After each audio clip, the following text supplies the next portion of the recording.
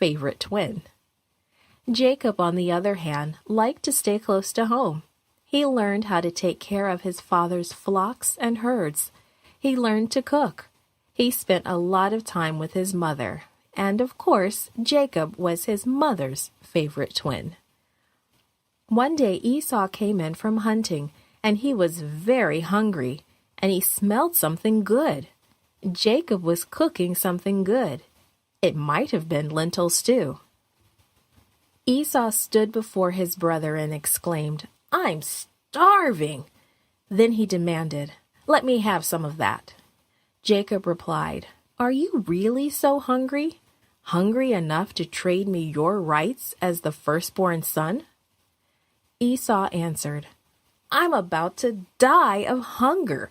What good will my rights do me then?" So Jacob gave him some bread and some of the food. Esau ate and drank, and then got up and left. He did not care about his rights as the firstborn son. All he cared about was how he felt at the moment. And because of that, he gave up something that would have been a blessing for the rest of his life. Today's story is called Angels on a Ladder. The memory verse is from Genesis chapter 28, verse 15. It says, "I am with you and will watch over you wherever you go." Today's message is, I belong to God's family no matter what happens. Have you ever felt lonely, really alone? Or felt that there was no one you could talk to? That's how Jacob felt when he had to leave home. Then God shared a special time with him. After that, Jacob never felt lonely. Isaac and Rebekah's twins, Esau and Jacob, had never liked each other very much. But now the situation was much worse.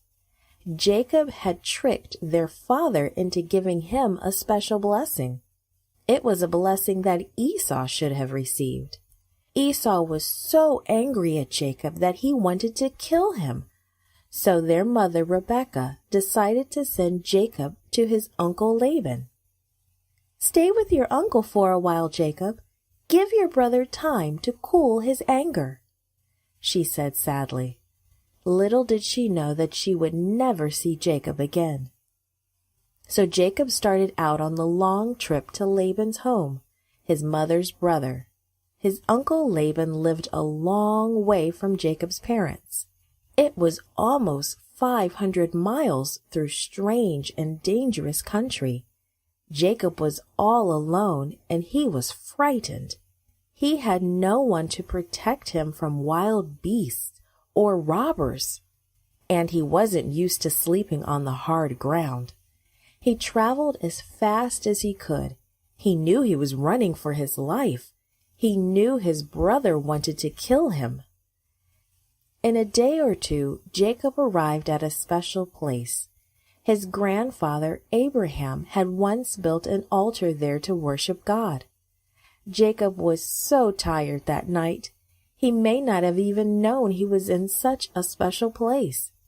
He just wrapped up in his blanket and went to sleep with his head on a rock. That night, Jacob had an unusual dream. Not an ordinary dream at all, but a special dream from God. In his dream, Jacob saw a huge ladder or staircase. It reached all the way from the earth to heaven. Jacob saw angels going up and down the ladder.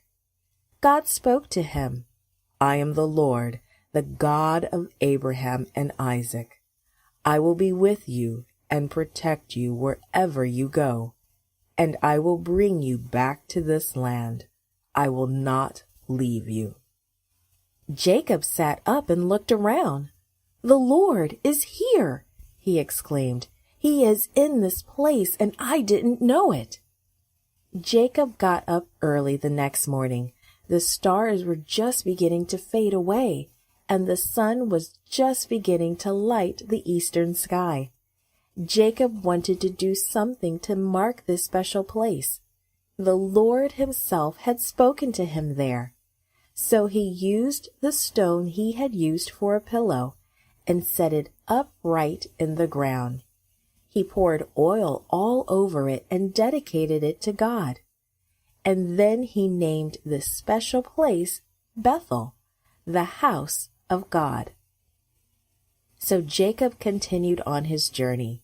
He was no longer afraid of his brother. He was not afraid of wild beasts or robbers. He knew for sure that the Lord was with him. The Lord was protecting him. God had told him so. Jacob's journey